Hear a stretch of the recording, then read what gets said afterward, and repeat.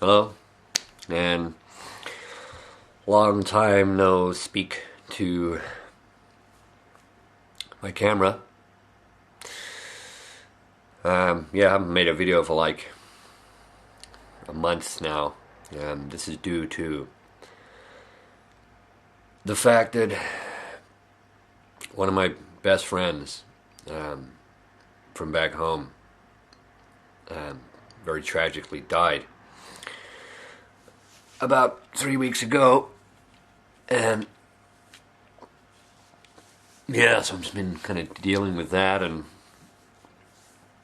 sitting around getting depressed, wondering what it's all about, wondering why they're, rapists and other assholes who get to walk around and live their life when really, they deserve to die. And my friend didn't. So, yeah, I've just been sitting around getting more and more depressed about my scenario and smoking too much dope. Actually, it really helps. It's my shoulder to cry on. I don't have any other shoulders around the place to cry on, so this is like my shoulder, my little white pencil-shaped shoulder.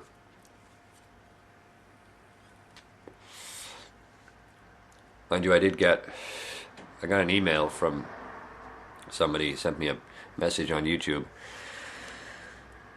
and they're from the mental health department at Whitechapel Hospital in London, E1 3BBB, and they basically sent me this email, so I'm going to read some of it to you. It says, "Dear Ray, I'm not going to contradict your beliefs. I don't know about them, but I tend to believe that you would benefit from some help. I've sat through most of your videos, and I conclude that you are well above average intelligence." Thank you.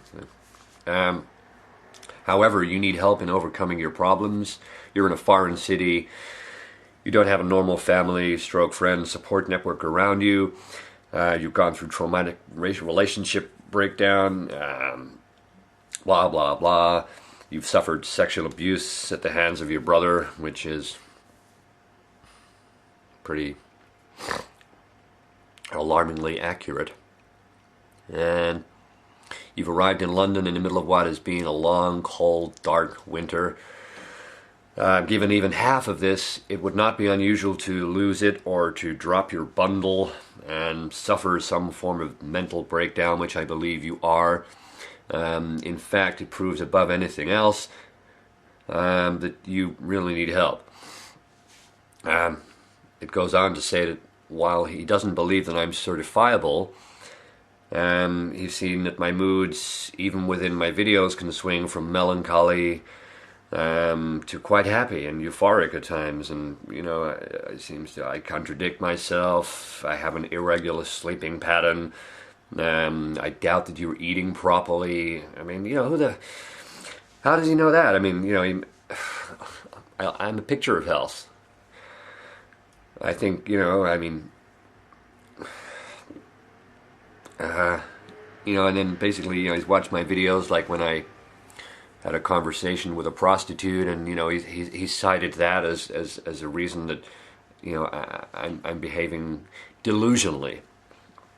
And he goes on to say that, he cannot say that I will be reunited with my wife and son, but if I go and see somebody, then, I may get on the right road for that.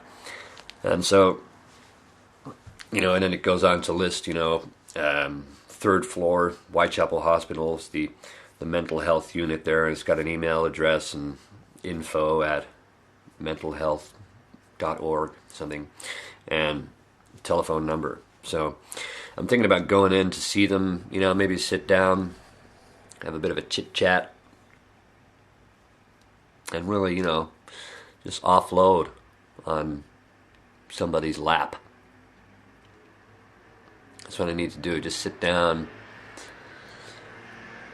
and just offload everything, unload myself right in their lap, and then just see what happens, you know.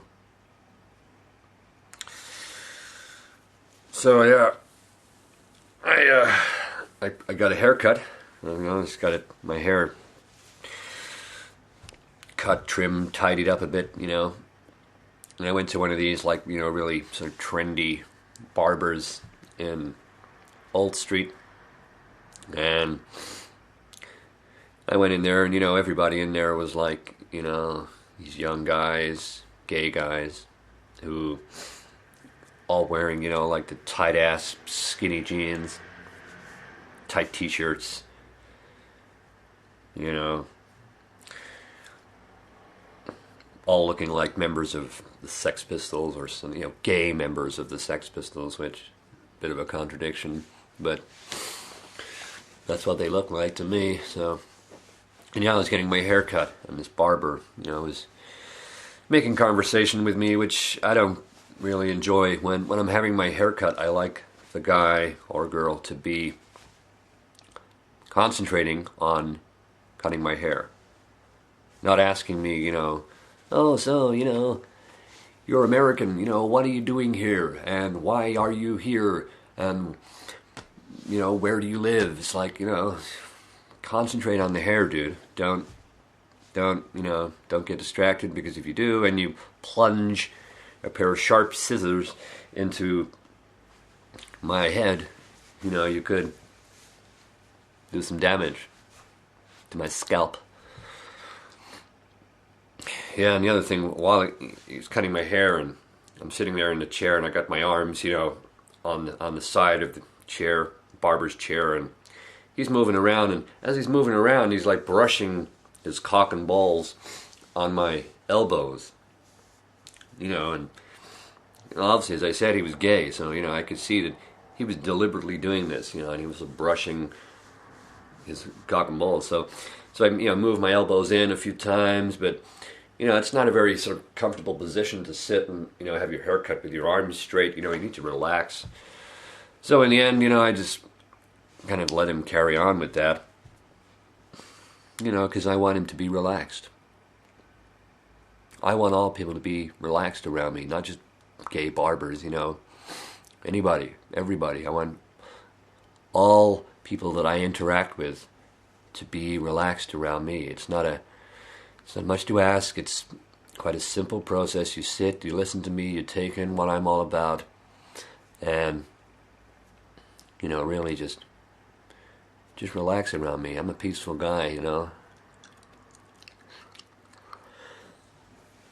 So, yeah.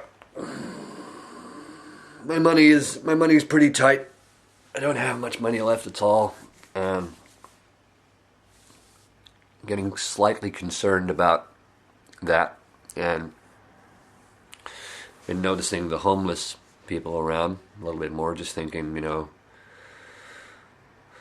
what if that's me, and in a month, 2 months time, you know, I could be sleeping underneath, you know, cardboard cities, those little cardboard houses that they have, you know, I could be living under one of those.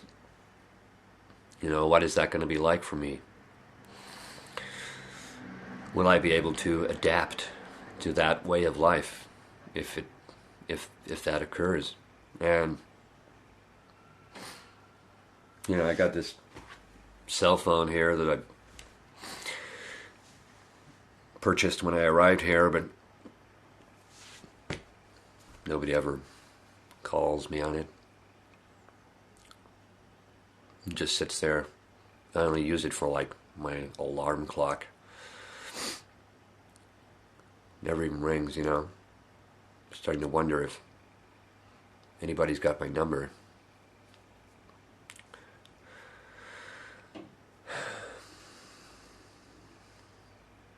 Maybe it'll ring today. I don't know.